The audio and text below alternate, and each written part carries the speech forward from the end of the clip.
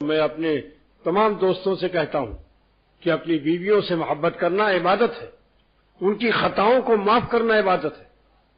لہذا ایک بزرگ نے خواب میں دیکھا جس نے نمک تیز کرنے کی خطا کو اپنی بیوی کا معاف کیا۔ پوچھا کیا معاملہ ہوا؟ اس نے کہا کہ اللہ تعالیٰ نے فرمایا کہ تم نے میری ایک بندی کی خطا معاف کی، نمک تیز ہو گیا تھا، اس کے بدلے میں تمہاری تمام زندگی کی خطاؤں کو معاف کرتا ہوں۔ لہذا جس کو اپنی معاف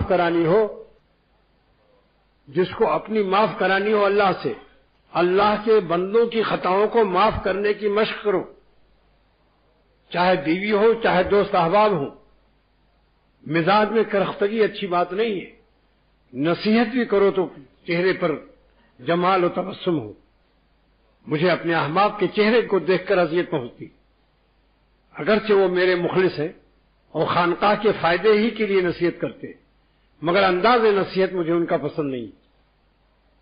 نصیحت میں تلخی نہیں ہونی چاہیے، بالموعظۃ والحکمہ، نصیحت میں حکیمانہ انداز ہو کہ رائتا پلاؤ مگر شربت بنفشہ بھی ڈالو۔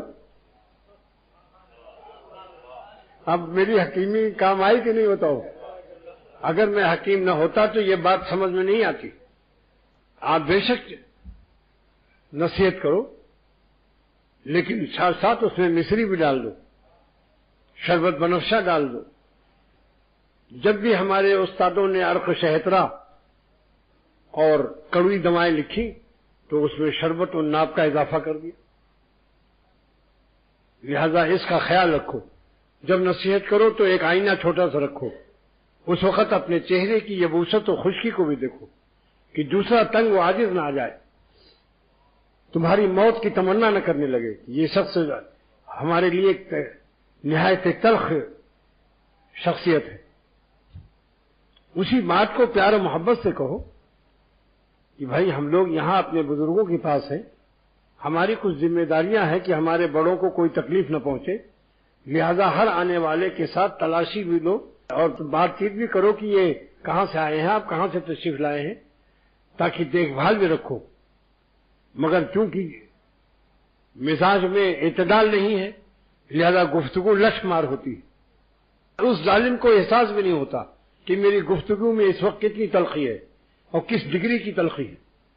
اپنے مربی اور شیخ سے پوچھو اور بار بار پوچھتے رہو کہ میری انداز گفتگو میں کچھ فرق ہوا یا نہیں ہوا، یا ہم ٹٹ فاٹ ٹائٹ ہی رہے، ابھی تک کیٹ اور ریٹ سے آگے نہیں بڑھے۔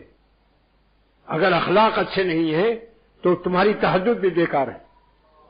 حدیث میں آتا ہے اکملکم ایمانا احسنکم خلقا، سب سے کامل ایمان اس کا ہے جس کے اخلاق اچھے ہوں۔ اس طرح سے رہو کہ اگر انتقال ہو جائے تو بچہ رونے لگے کہ بڑے پیارے آدمی تھے۔ نصیحت کرو مگر خادمانہ نصیحت کرو، مخدوم بن کر کے نصیحت مت کرو، خاص کر جو اپنی اصلاح کے لیے آئے ہوئے ہیں یہاں۔